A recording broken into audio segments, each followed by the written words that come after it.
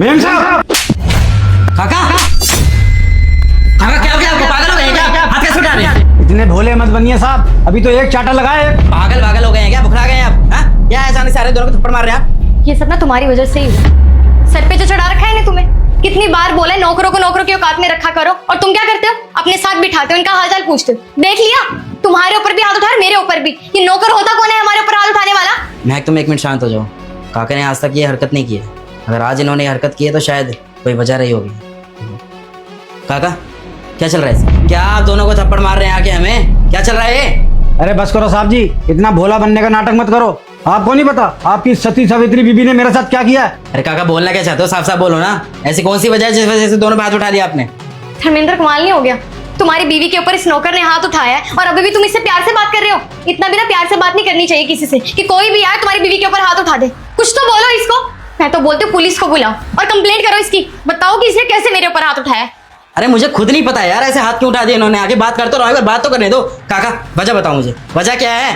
साहब जी आपकी बीवी के पास आया था मदद मांगने के लिए। मेम साहब मेरी बीवी की तबीयत बहुत ज्यादा खराब हो गई है। गांव से मेरे बेटे का फोन आया, आप मुझे 20,000 रुपए दे दीजिए और 1 महीने की छुट्टी भी दे दीजिए। मैं जैसे ही गांव से वापस आऊंगा आपके सारे पैसे लौटा दूंगा। मेम साहब पागल है क्या तू? अपनी मालकिन के पास आ रहा है, सीधा 20,000 रुपए मांग रहा है मुंह फाड़ के, ऊपर से छुट्टी और मांग रहा है। देख, मैं तेरी फालतू की बातों में आने वाली नहीं हूँ। मुझे अच्छे से पता है सब ड्रामे हैं तेरे, ताकि पैसे ले और निकल जाए यहाँ से। और बहुत अच्छे से जानती हूँ तुम जैसे काम करने वालों को मैं नौकरी पे लगते ही इसलिए हो ताकि अच्छा मौका मिले, पैसे लो और भाग जाओ तुम। मैं कोई पैसे देने वाली नहीं हूँ, जाओ। मैडम जी समझिए आप, मेरी बीवी की तबीयत बहुत ज्यादा खराब है। आज से पहले मैंने कभी आपसे एडवांस नहीं मांगा। देखिए, फालतू का ड्रामा मत कर मेरे सामने। मेरे सामने ड्रामा नहीं चलेगा, क्योंकि मैं बहुत अच्छे से जानती हूँ जैसे लोगों को। जब भी पैसे चाहिए होते तुम्हारे घर में कभी कोई बीमार जाता है, कभी कोई।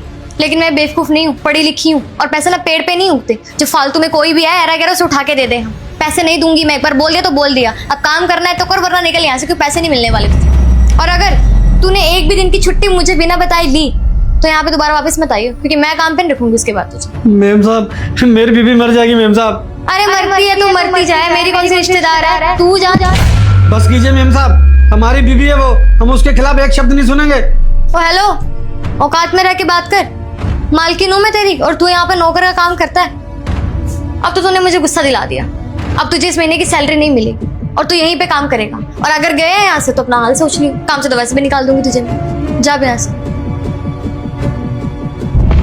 क्या बेवकूफी है ये? हाँ, अगर 20,000 रुपए चाहिए थे, आपकी मालकिन ने मना कर दिया था, मेरे से मांग लेते आके, मैं दे देता। इतनी सी बात पे हाथ उठाने की क्या जरूरत थी? 20,000 रुपए कोई बड़ी रकम नहीं है साहब जी, पर आपकी बीवी ने मुझे पैसे देने से मना कर दिया। साहब मुझे इस घर में जानवर बना के रखा हुआ है, मेरे साथ ये